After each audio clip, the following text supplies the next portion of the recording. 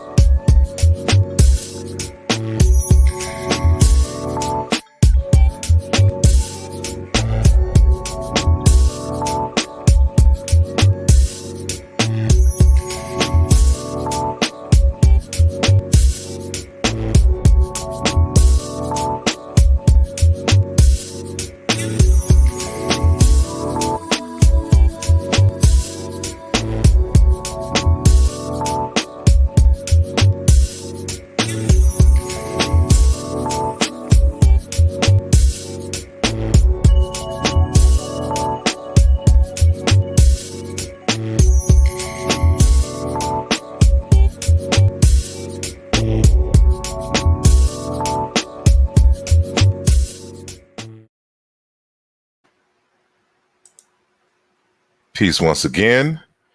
Thank everyone for joining. Make sure that you please like and share this video when you have the opportunity. Today is Saturday, September the 12th, 2020.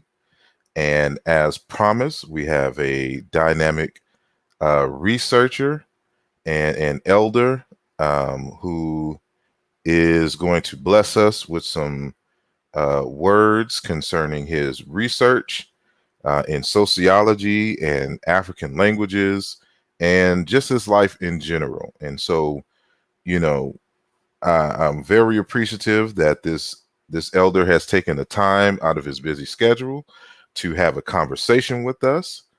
And so, all the way from South Africa, we're doing a long distance stream today. So, without further ado, there we go. Okay, what is going on here? There we go. We welcome Professor Kwesi Kwaa Prah. If I'm saying that the Kwaa, or how do I extend the Kwaa part? Am I saying that correctly? It's okay, yeah. Okay. Welcome, Professor. Thank you for joining us this morning here, but afternoon where you're located. Yes. For those who are not familiar, with you, especially those of us here in the United States, can you give us a little background of who you are and how did you're originally from Ghana, but the situations that led you to ultimately be in South Africa and to get involved in the work that you're currently involved in? It's a long story. Well, I was born in Ghana in the then Gold Coast in 1942.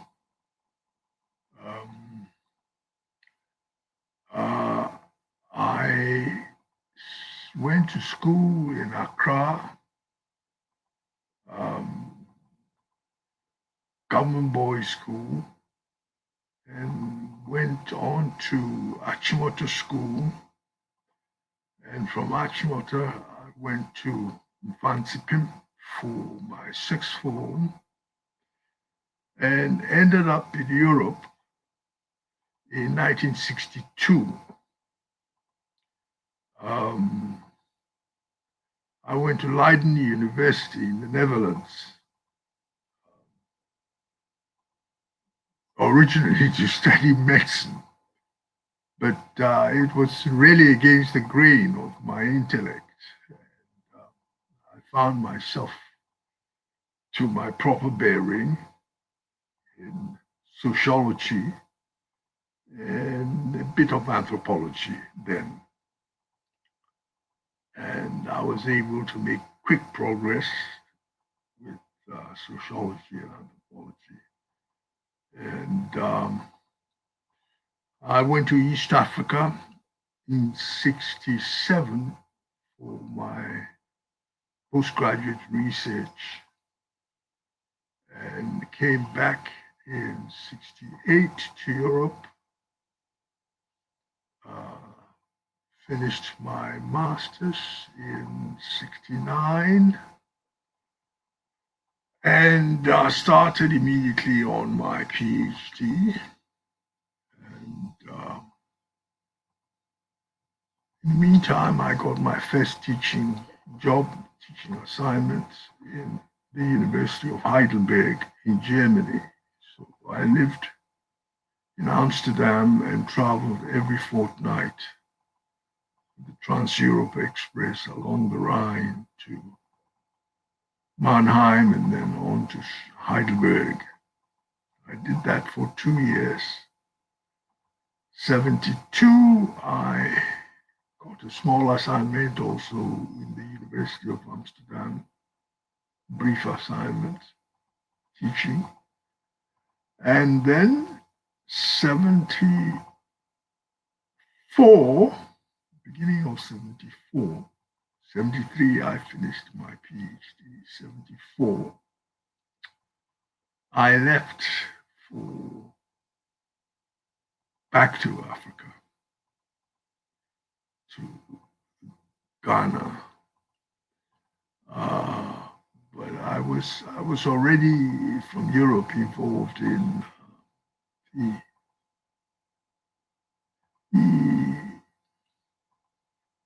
movement for emancipation, and so, in fact, I was the Secretary General, leader of what you call the GANASO, Ghana National Students Organization.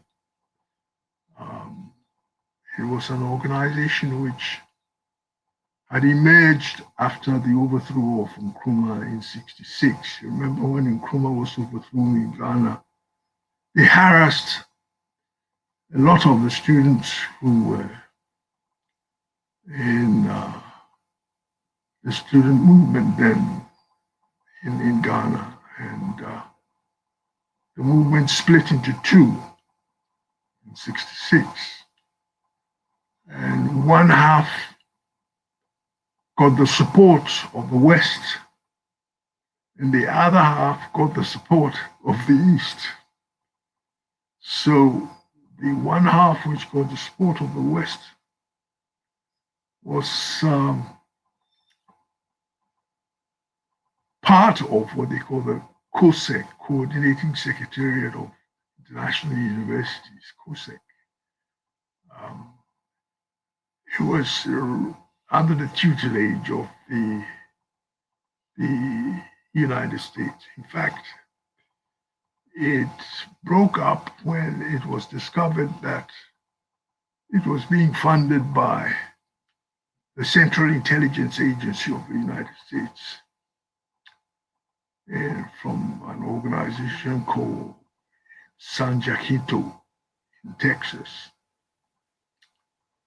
where I was part of the other one, the more leftist group, which was also under the tutelage of, again, under the tutelage of international interests. The Soviet Union was based in Czechoslovakia, in Prague. And it was called the International Union of Students, the IUS. That's when a group of Ghanaian intellectuals and students in Europe decided that I should become the leader of the organization and Secretary General. And so I became Secretary General. And unfortunately, I gave the position up when I had disagreements with some of my colleagues, because after the assassination of Amilcar Cabral, they offered to fund a major workshop conference in Ghana in commemoration of his work and life. And the Soviets were insisting that that we should invite some groups of their designation and not other groups. We should invite ZAPU in Zimbabwe, not ZANU, by the ANC and not PAC in South Africa, and so on and so forth. So I disagreed. I said they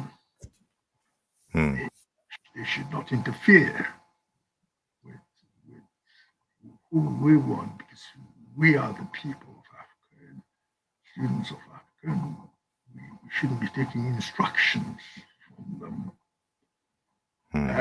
Some of my colleagues felt that it doesn't matter, we should go ahead. We went ahead, the organization went ahead and organized a meeting because it had other purposes for us too. It was the first time the external wing of the movement was going to unite with the internal wing since from 66. You see, there had been a hiatus. And this Amilcar Cabral celebration was going to be the occasion when the two wings were going to unite again. So, but I insisted that I can't agree with the Soviet idea, the Russian idea, that we should invite some organizations and leave out other organizations in Africa. I felt that was an imposition, I don't think I could supervise. I couldn't be part of that sort of thing. So I resigned. Anyway. And but you see, during the period I was in charge of the organization, we managed to unite progressive students from New York all the way to Russia. We had elements in New York, in the city of New York, in Binghamton. We had our representative in Binghamton. Well-known professor now, Kwame Karikari. And we had people in Britain, London, Kwame Kesi, and lots of other people. And so that happened under my leadership. Now, and we're able to unite with the movement in the country again, National Union of Ghana Student Notes. So that was the period. But when I went back in 74, early 74, back to Ghana,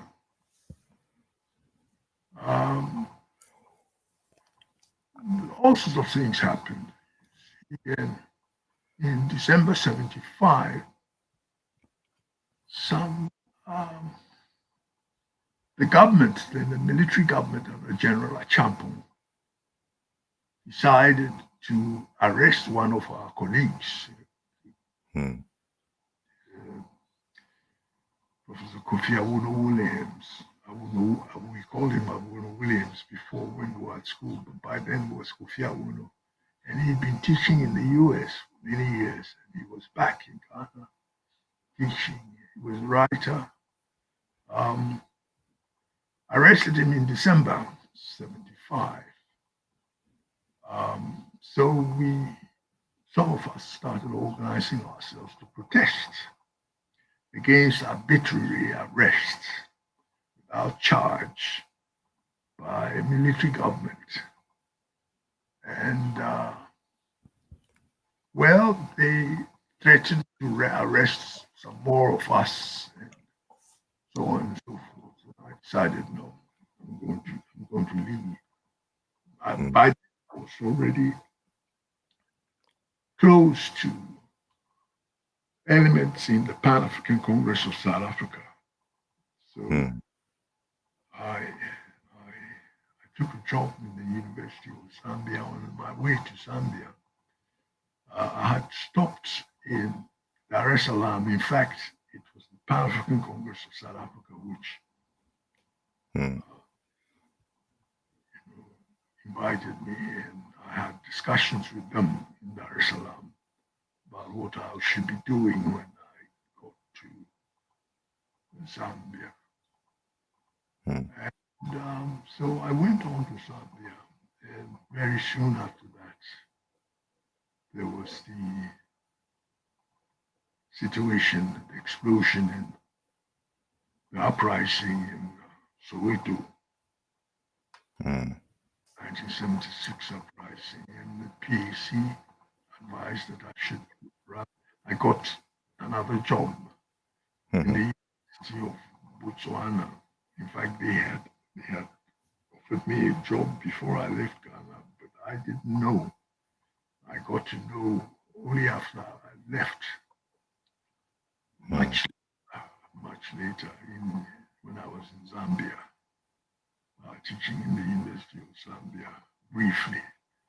So they said, well, go to Gaborone because that's on the border of South Africa. Actually, you can work for us more conducively and quietly. Though I was a teacher in the university, I was doing other work quietly. And then from Botswana, all sorts of things happened to Botswana, which I can't tell you now. But I left Botswana after some time in 1980, beginning of 1980, on a visiting assignment position with the Institute of West Asian and African Studies, the Chinese Academy of Social Sciences. So I went to China for a tour, a lecture tour, visiting position. And from China, I had also gotten another position in Cambridge, in England, to do some work on by the Nuffield Foundation, gave me that fellowship, visiting fellowship in Darwin College, Cambridge. And so I went to Cambridge to work on the periodization of African history, problems of the periodization of African, problems which I'm still busy with. Not to cut you off, if you can, before you continue on, can you tell us some of the major issues of the periodization that you came across, and which you say are still, kind of concerning you even to this day? Why is that important in terms of the problems of the periodization of African history? You see, there is this simple periodization which is offered under colonialism, that African history can be classified or categorized in three slots: pre-colonial, colonial, and post-colonial. In other words, everything hinges on the colonial. See, the colonial is the most important. It's the axis on which African history is driven, is written, is conceived. Now, the pre-colonial starts from the beginning of the emergence of humanity in Africa. Human beings emerged in Africa.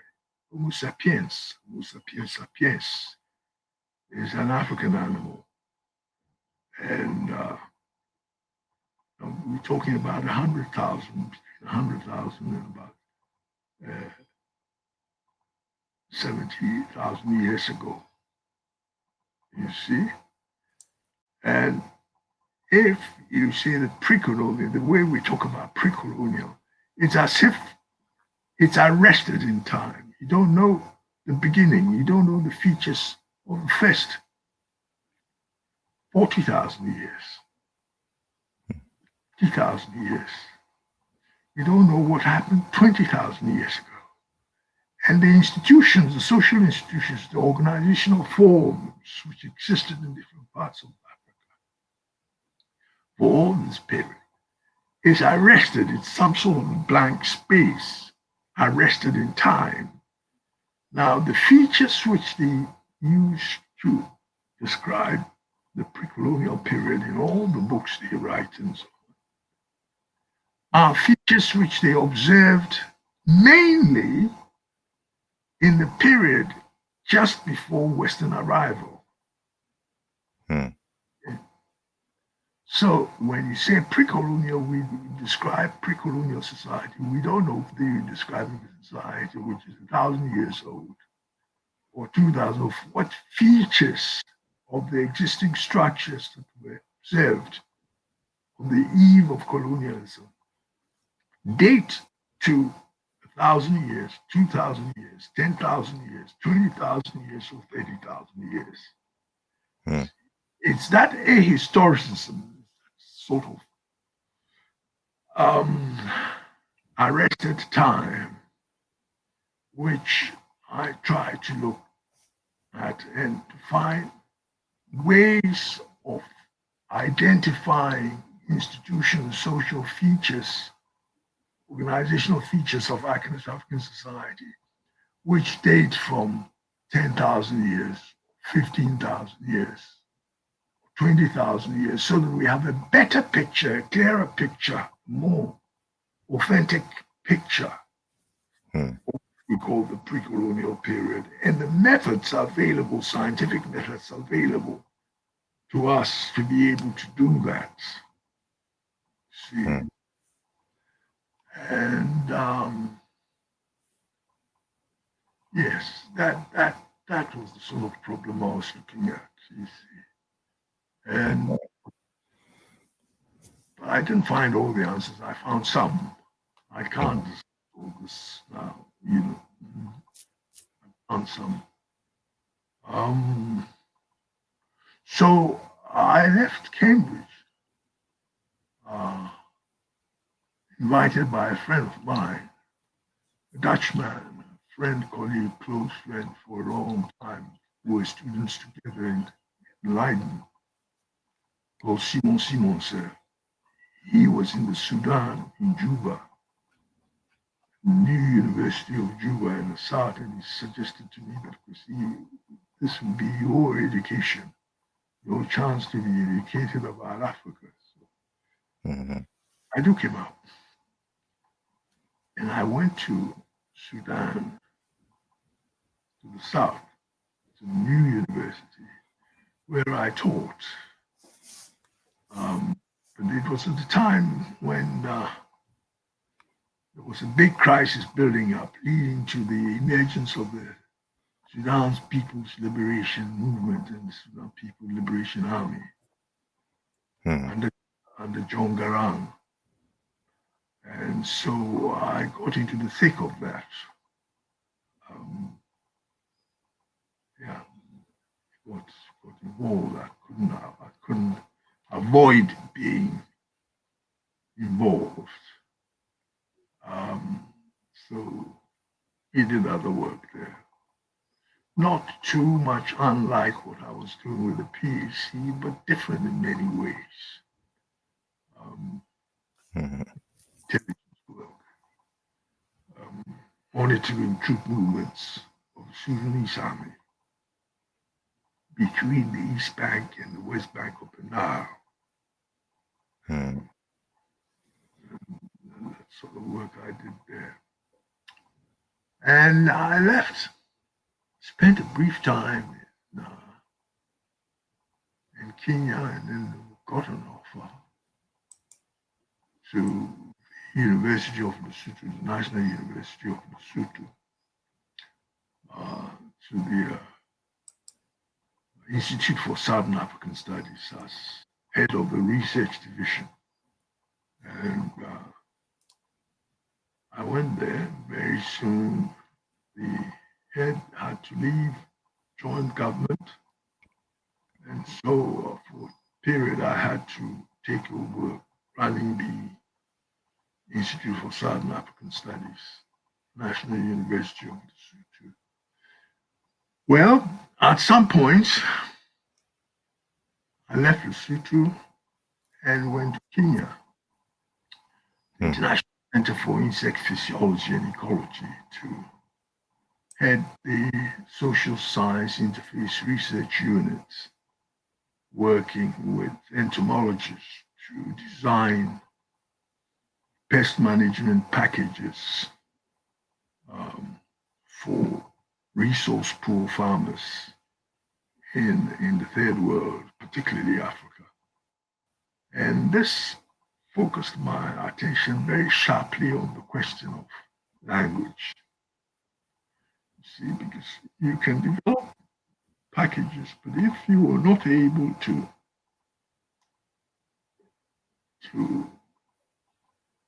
speak to the target group, poor farmers, in their own languages, if you can't bring the information, the knowledge to them in their language, the language they understand, then you're getting nowhere.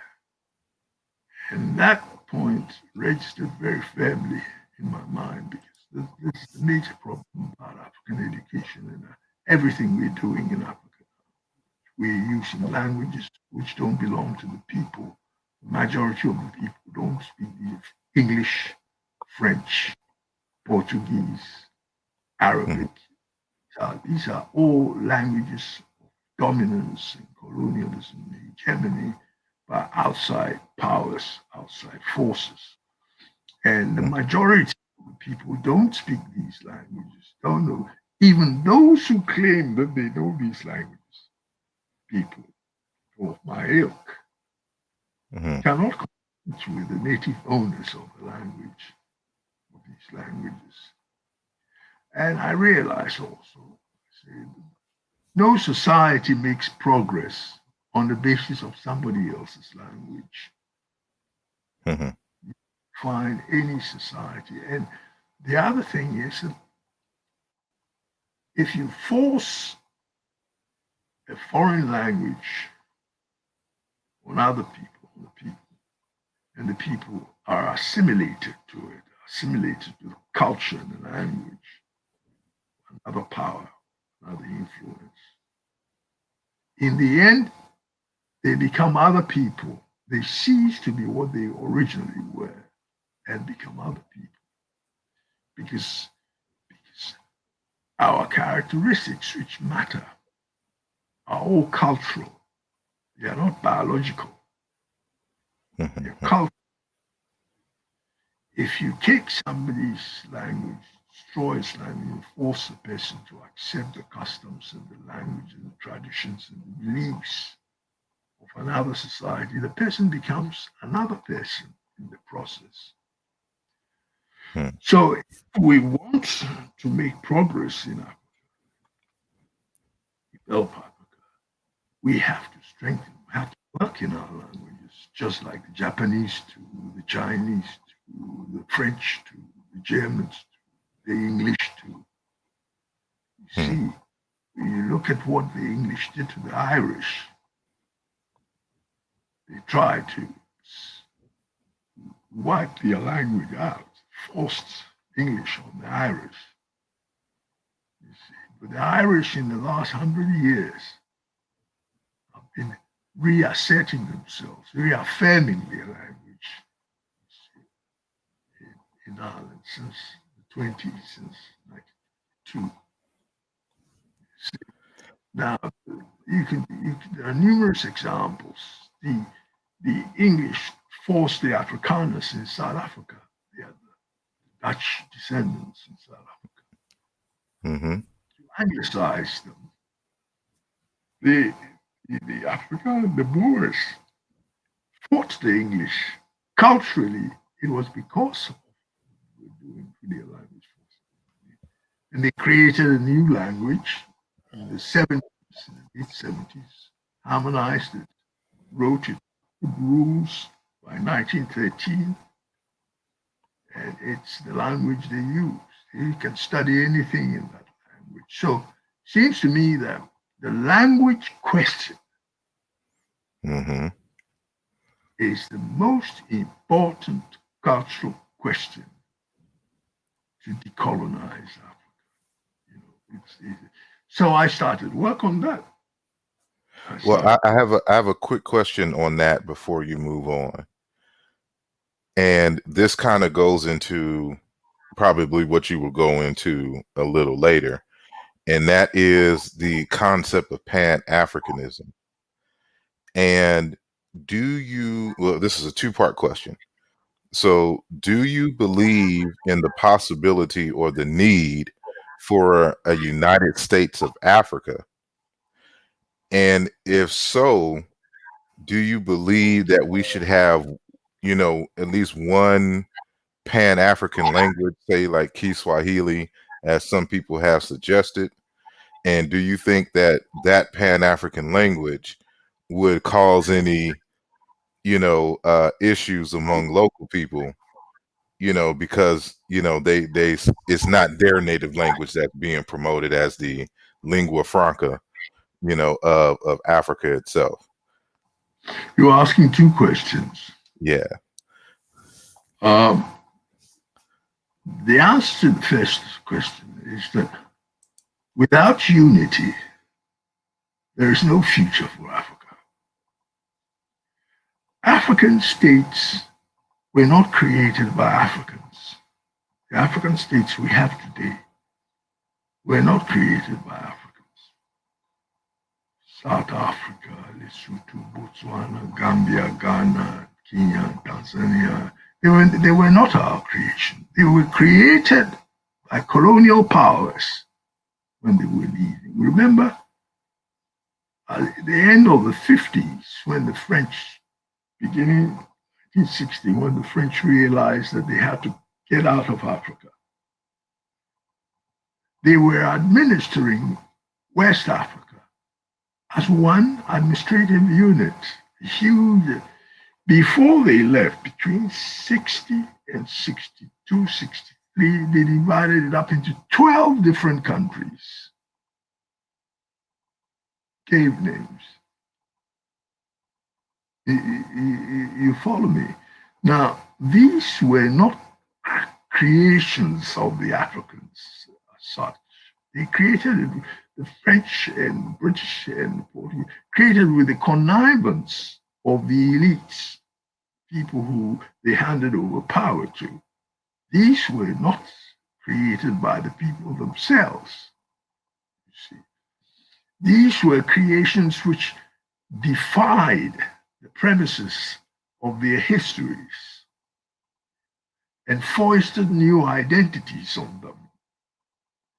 Identities which have no logic, identities which, if you look at the map of Southern Africa, they have a Caprivi strip, and the Caprivi strip was just some decisions made in the name of General Caprivi, a general, a German general, in struggles between imperial powers, you see. So we have inherited this. It's very difficult to move away from them easily. But the effect is that they silence African history. The Botswana, for example, the people who are called Tswana, they are closely related to those they call the Sotho.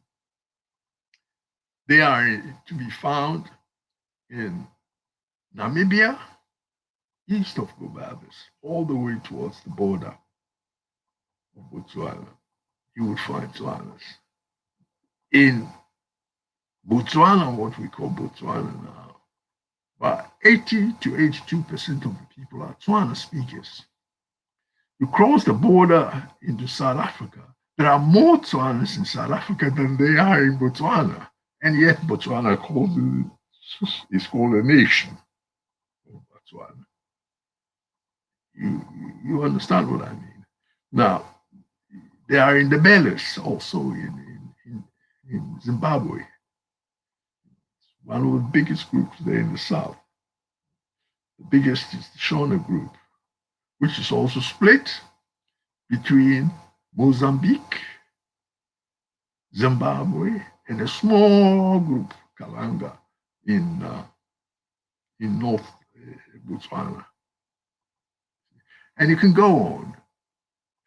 All over Africa you have this. And these are the formations, the cultural formations which existed for thousands of years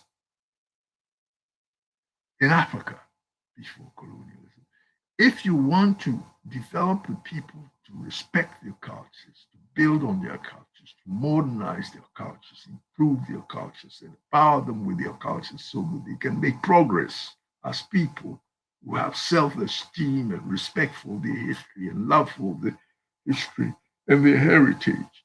You have to use what they have, what they've always had. You mustn't pretend that they are new people. You mustn't start writing histories after colonialism. The academics started history of Zambia, history of the Gold Coast. And the Gold Coast, the borders of the Gold Coast, what they call Ghana now, was finalized only in 1955. You see? So that problem would be only resolved in some sort of a coming together of African people. And it will empower them. It doesn't have to be done crudely, or it can be done piecemeal, it can be done. But it has to happen if there is to be progress in Africa. Now that's so unity, and one of the leaders of Africa, one of the more enlightened leaders we've had in the post-colonial era, Julius Nyerere. One of the statements he made in the final year, 2 years of his life, it was very much an echo of what Nkrumah said long before then. That, without unity, there is no future for Africa. Now, there are other problems with the question of unity. It's not just unity geographical, because two ideas of unity exist. One is just a geopolitical, geographical unity, building on again the colonial heritage. Now that means all the states, and people who talk like that have decided that all the states on the continent, but the continent has two cultural areas, two principal cultural areas. One now is Arabized, Arabic speaking culturally, with affinities which are mainly out of Africa, and which is legitimately fighting to unite as the Arab world. The idea of the Arab world and the Arab, what they call the Arab nation,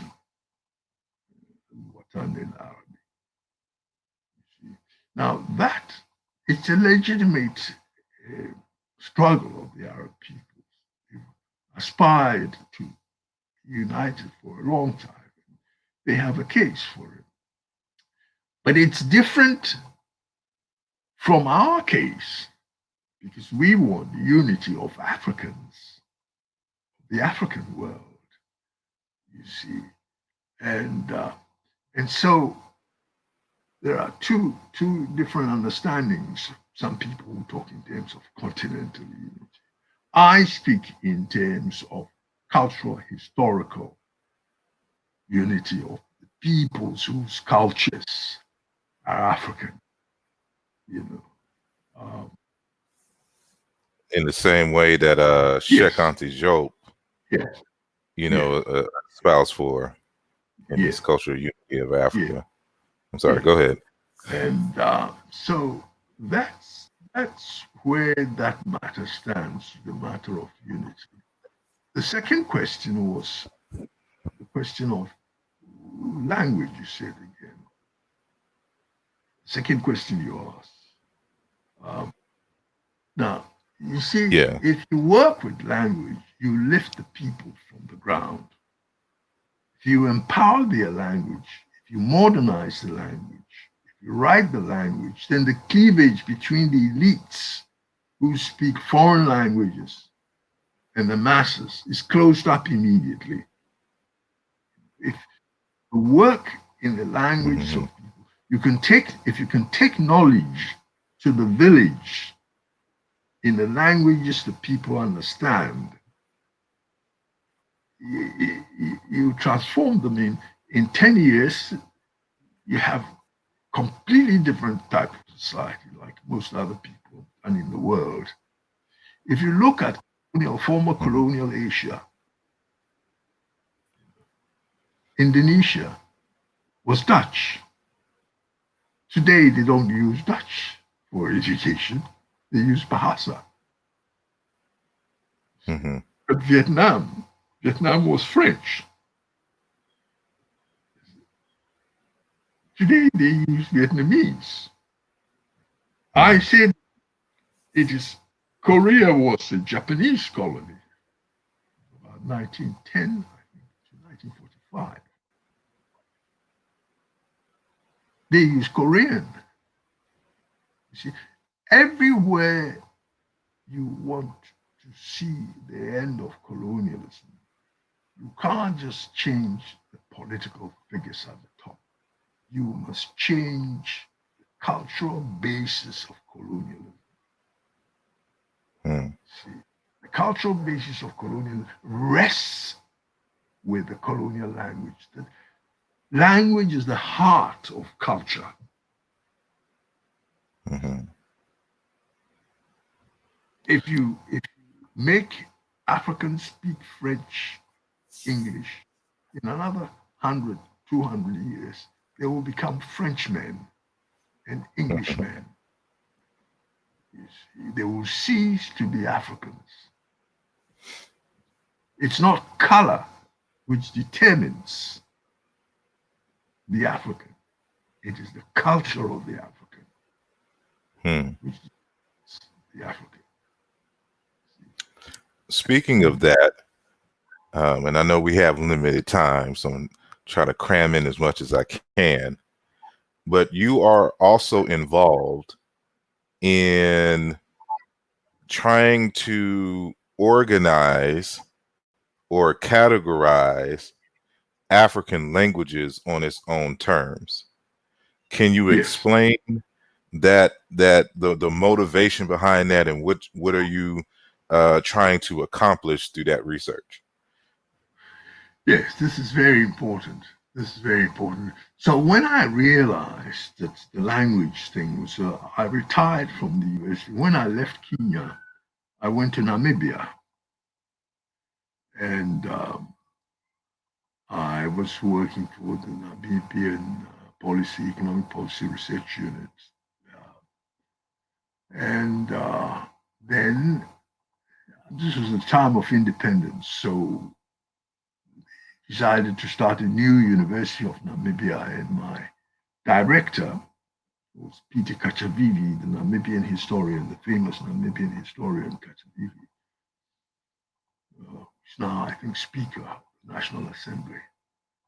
He says, Kwesi, please come with me. And so I went, we started a new university of Namibia. We changed the whole academy to become a new university to do various things. And then my ex-wife, who was South African, said, I've been in exile all these years, decided to go back to South Africa because Mandela was released and the PAC was unbanned, the ANC was unbanned, the Communist Party was unbanned. So we came to South Africa and came to the University of the Western Cape, where I taught for a number of years, all the time working with language. I realized that the language question. But to do that, we needed to remove these fragments, the basis of the fragmentation which had been created in African languages.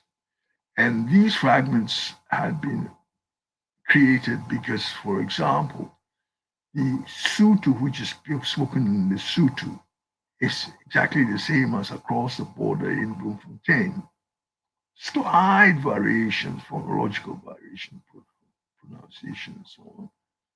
But because different missionary groups translated the Bible in Lesotho from those who did the same work in South Africa, on paper, they write two different versions of the same language.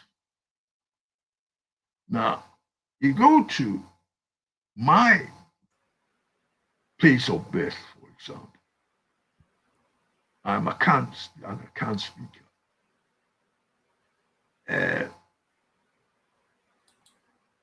There are varieties of Akan, written Akan.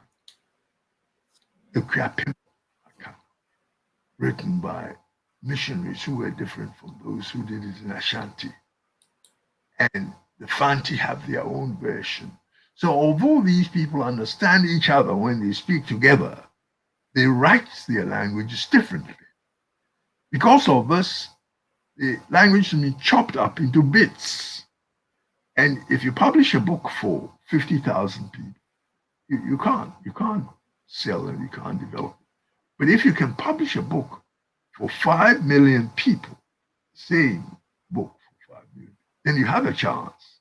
Now, when you start doing that, you see that my work was to start writing these African languages, which were more or less the same, with the same rules of spelling, so that who can read across each other's varieties easily and speak their own way, but read the same thing. See, they can pronounce slightly, just like a Scotsman reading English. You can hear that this man is Scots, and it's different from a Cockney in London, but they can read the same thing. You see, they can read. So this is the work I started doing. I retired from the university to do this work. In 1995, I started the work. 97, I retired from the university as a senior professor in sociology at the University of Western Cape to start this work. And we built the work slowly. By the end, when I left about 2 years ago, we had harmonized the orthographies for about 85% of Africans across the continent, from the south to the east to the southern reaches of the north, the Sahara area, all the way to the Atlantic, down the Atlantic coast to southern Africa. So now we've dealt with about 85% of Africans. And then we found that Africans are excessively multilingual, and it's becoming increasingly so, especially in the urban areas. So it makes our work strategically fruitful, because if you have people who can read each other's language, then they can work in their own languages. Then they can handle their own languages. They can work in their own languages. Now, the other question you asked a while back was, why don't we use Swahili or something as lingua franca for. This should happen naturally, but it shouldn't be forced on people. The thing is that empower them in their own languages. And since we are very multilingual, nothing stops a person from learning Kiswahili, although he himself does not come from the coast of East Africa. You see, if in Johannesburg you would find people who are not Sotho speaking in the Gauteng area, who are Zulus from the east coast, who live there, who speak Sesotho. You see, and with languages, and you would find Sothos also who speak Nguni, which Zulu or Xhosa, you know, and it's very easy to do it, and you can empower the societies, work with a multilingual base in the education. You don't learn just one language like the Britishers do, but you learn many languages, 3, 4, and you can choose and you can mix them up and so on. But first and foremost, write your own language, empower it, modernize it, put modern knowledge into the language, and then you lift African society up. I think I've been rambling a bit. I hope it helped. No, you answered. Well, since I have a few minutes left with you, can you tell me about the Center for Advanced Studies of African Society? And, you know, when did you start that? And what are the greater goals for the organization itself? Now, the Center for Advanced Studies of African Society, I started in 95, 96. 97, it became fully fledged when I retired from the university and did that full time. And then in the next few years, we managed to acquire a building for it. And so we produced lots of books. We produced about 10 dictionaries of African languages, numerous books in African languages. And when I retired from it 2 years ago, I donated it to the University of the Western Cape. So it is currently a research center in the Department of Linguistics in the University of the Western Cape. You know, and the work continues. Currently, I'm trying to help the University of Zululand to set up a also Center for African Languages. And we're proceeding step by step forward. But CASAS' work continues under the leadership now of Professor Felix Banda, who's been part of the work of CASAS. And CASAS is based on a huge network of African linguists spread across the whole continent, working from the universities.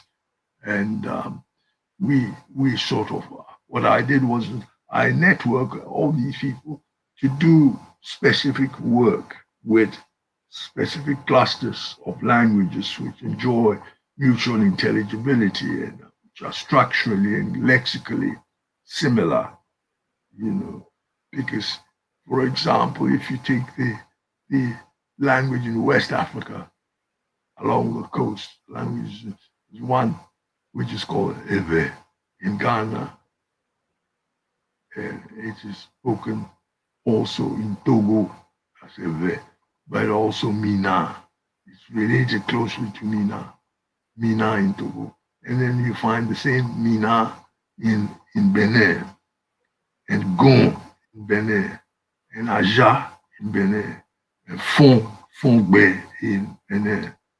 And then it's Aja also in Benin, and then Aja also in Nigeria.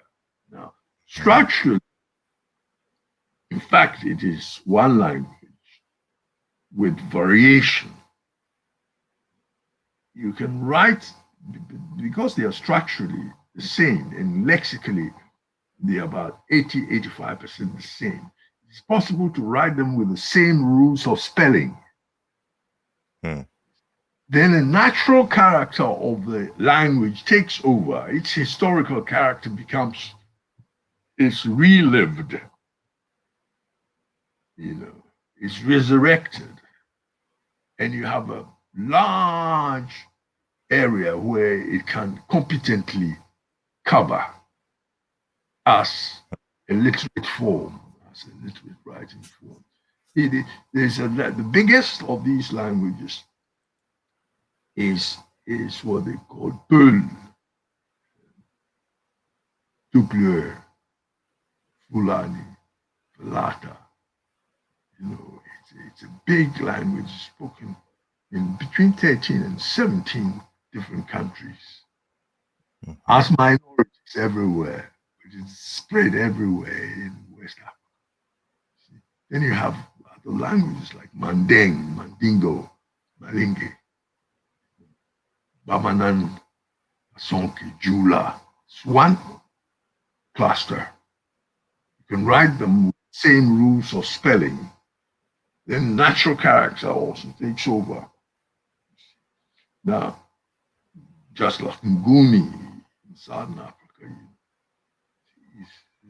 isiZulu is Xhosa, Siswati in Swaziland, Sindebele in Zimbabwe, Ndebele in South Africa.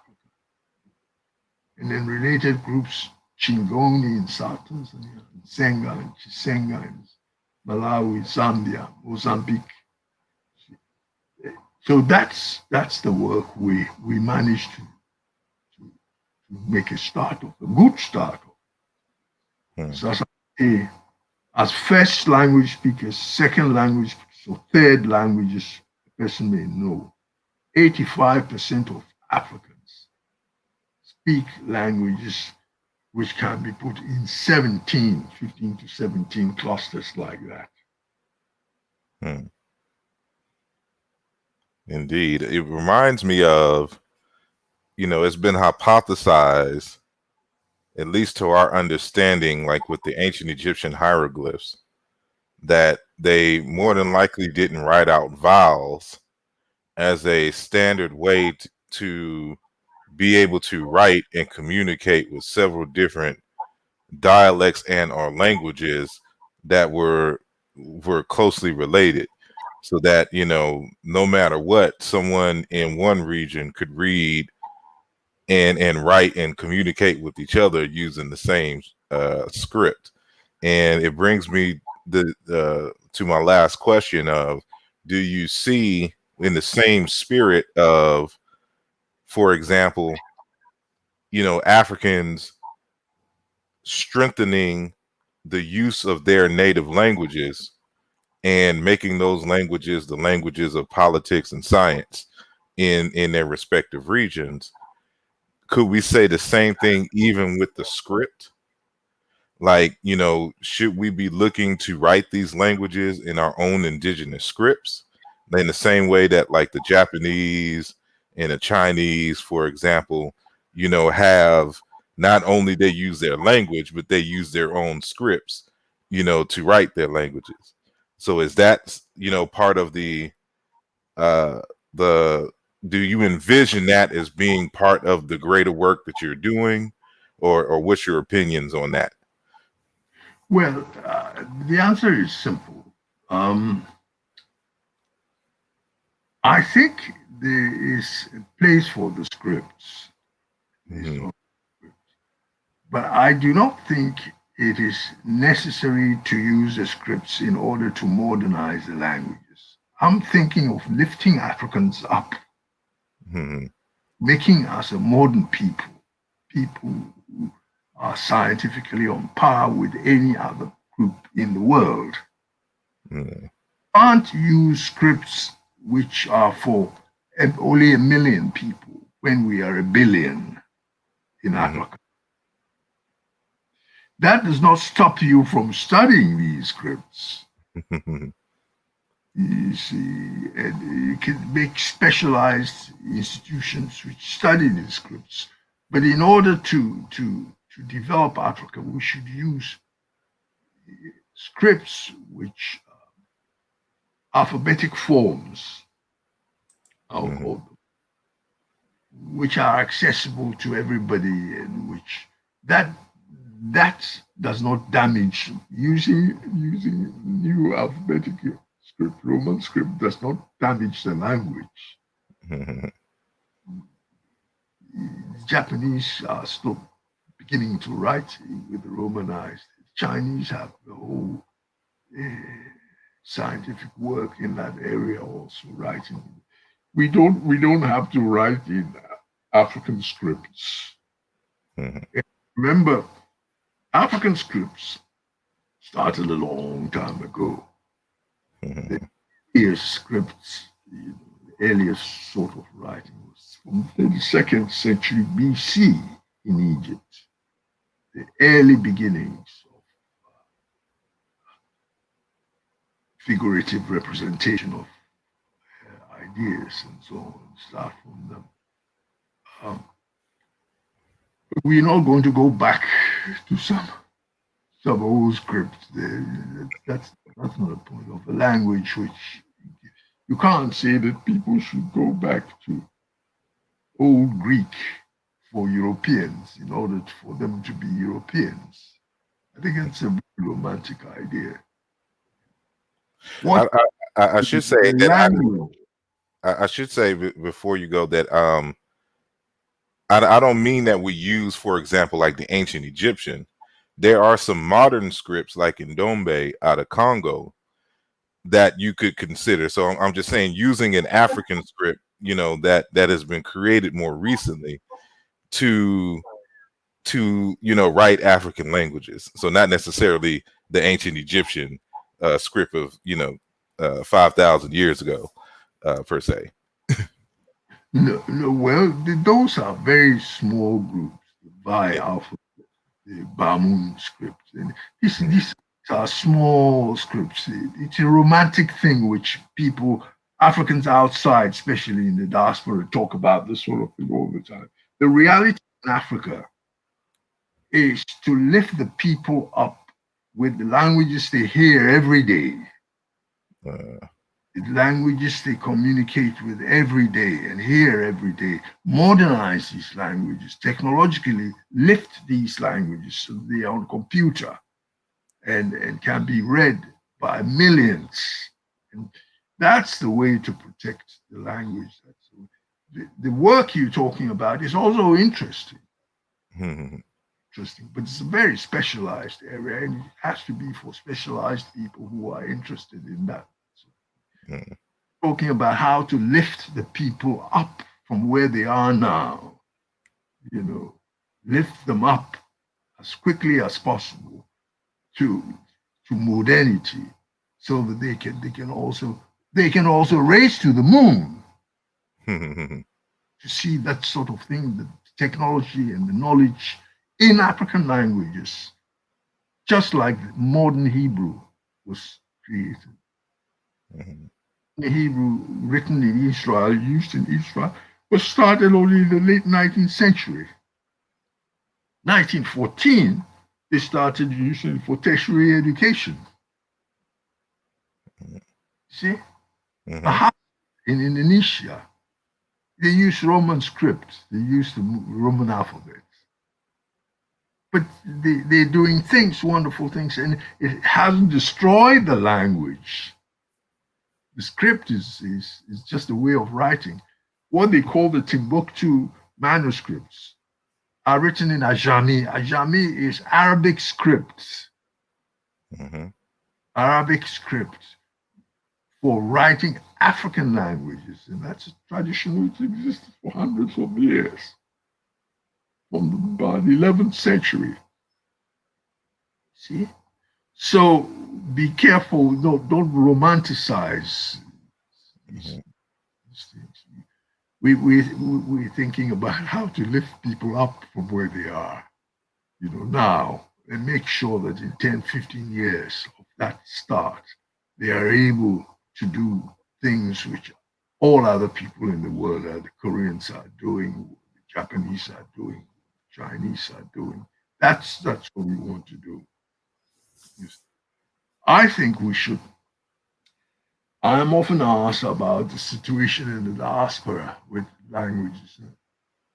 2-3 days ago, I was reading some work by a lady called Dr. Wilkinson from the University of Guyana.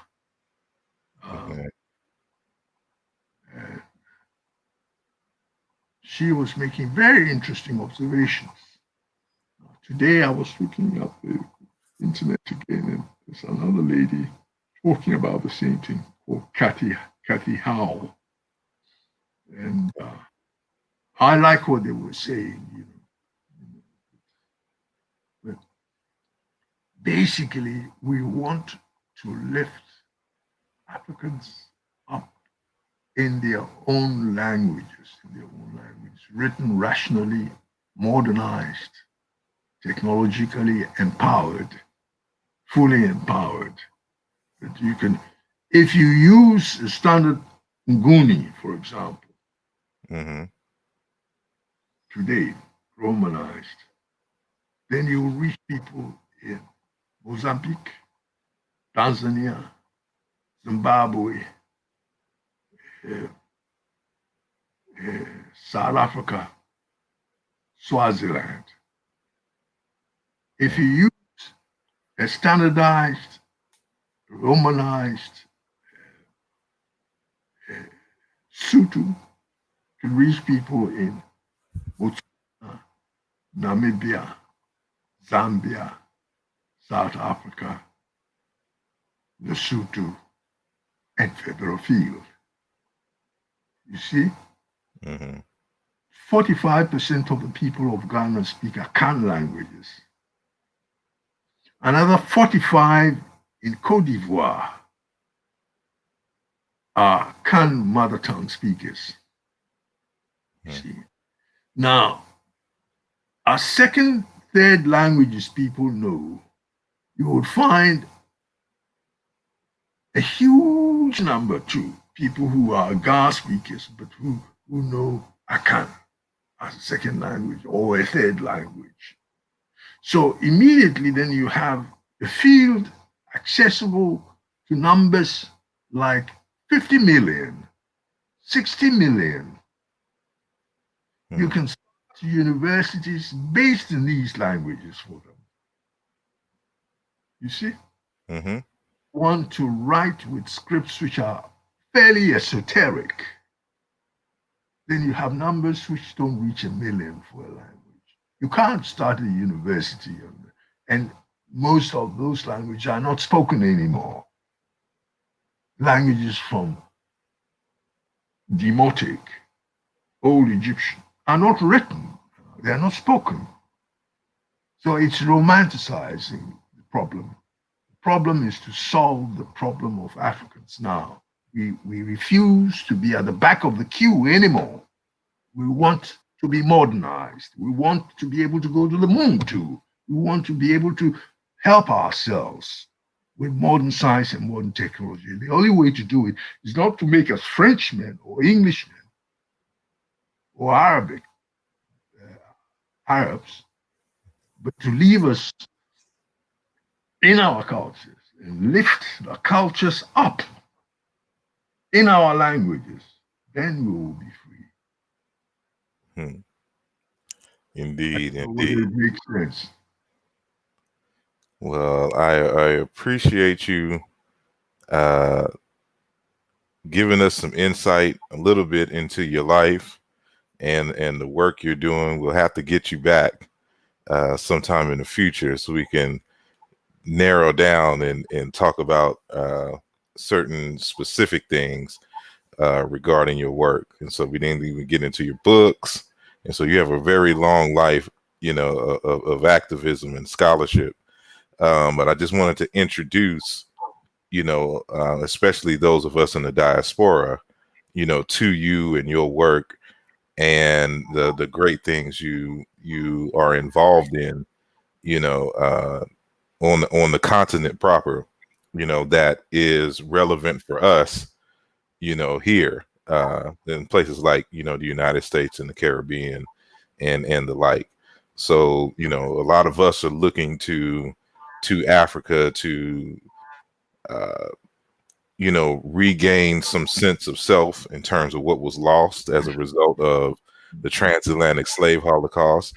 So the question of language is very important to us in terms of, and now you especially, it's not very large, but you are starting to hear a lot of people in the diaspora talking about, either repatriating back to Africa or, creating businesses and having, seeing a bridge going back and forth from the United States to Africa. So, of course, the language piece is going to be very important in terms of, settling and learning, the communities and things there. So people want to learn what languages should we learn to be able to communicate, saying with the most people. And of course, that's a heavy and loaded question, into itself. But the work that you're doing is very important to us getting a greater sense of, how Africans can be categorized in terms of their languages and what that means overall when we're talking about, cultural unity. Uh, and then of course, if we go with the dreams of and the vision of Shekan Sijok, the a United States of Africa, and and what would that mean for Africa's future. So I appreciate everything that you have given us today, and I will give you the last word. If there's something that you want to say that you didn't say that's on your mind, you can go and say it now. Mm, mm. Well, since you mentioned the diaspora towards the end of your questions, I think what we should be fighting for at the moment is the recognition of the right of the diaspora uh, to to citizenship in Africa. Mm. See, that's the basic, first, foremost thing that should be fought for. The right of return for those who want to come back. I say, in fact, I do not think many want to come back. Some back, but it must be the right of all to return on demand. It should be a right, straightforward right of return. You see, that's very important. Now, the attached to that is a need to set up structures which enable that to happen. You see, because the Organization of African Unity, it's a strange organization. I don't think they're really going to do serious work of that. And what you see is different African countries saying that they are offering the right. But it should be that all African countries are obliged to do so at the same time, one go. Not Togo decides to do it, Ghana decides to do it, Nigeria decides to do it separately when they want.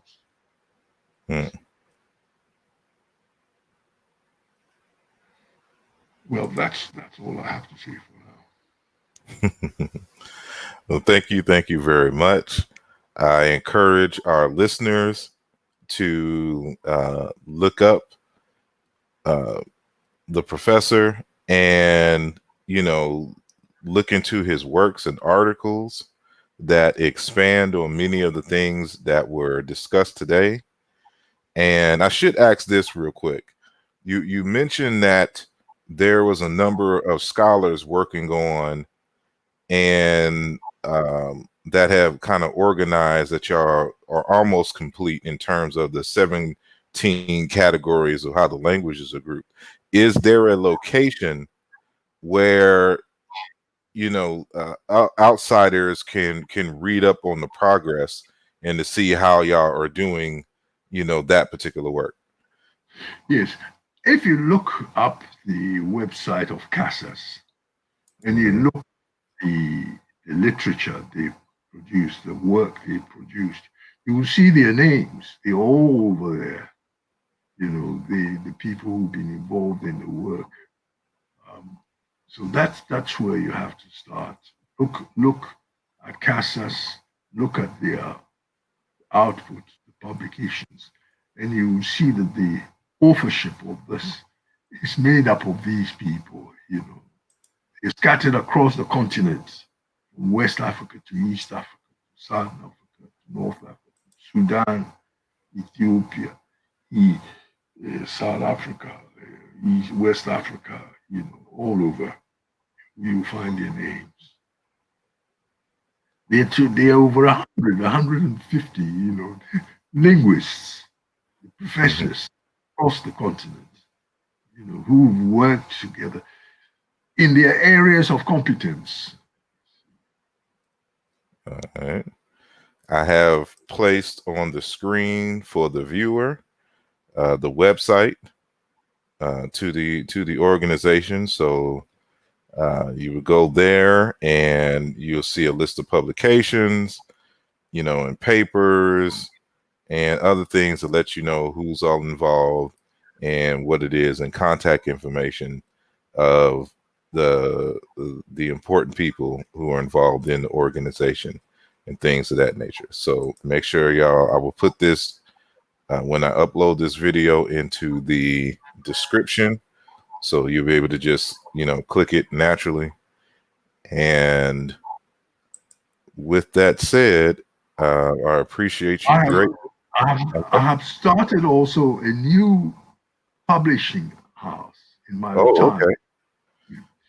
which you may want to look at also. It's called ACE Press, Africa Century Editions Press. Hold on one second. Is there a web publication for it already? It's I'm technologically very backward, and I'm an old man who doesn't understand very much of these technologies younger people use. But it's a process. If it's not there properly yet, I'm sure within the next week or two it will be there. But I've seen the beginnings of it. There are about 7 volumes already on the acepress.co.za. Can you please say it again so I can type it and make sure that it's on the screen? Africa Century Editions Press. ACE Press, ACEPRESS. Okay. Hold on one sec. Let me add the banner. Work in progress. Oh, nope. That was not it. I'm sorry. Don't worry about it now. Well, we can do it. African Century. Africa Century. Africa Century Editions Press. Yeah. And I'll add that banner. So if that is correct, that is the name of the publishing company. So for those watching and want to know more about the publications, type this in your Google or your favorite search engine.